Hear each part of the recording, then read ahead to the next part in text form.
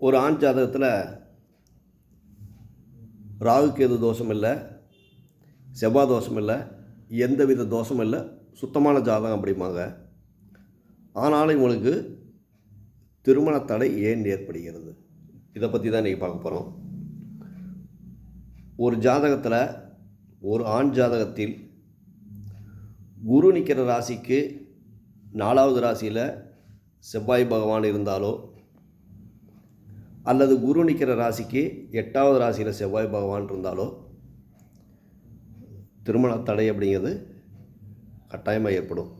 திருமணம் லேட்டாக நடக்கும். ஆனால் இதில் குருவோ செவ்வாயோ வக்கரம் பெற்றாலோ, அல்லது அந்த லக்ன சுபகிரகங்களின் பார்வை இருந்தாலோ இவனுக்கு விரைவில் திருமணம் அமைவதற்கும் வாய்ப்புகள் உண்டு.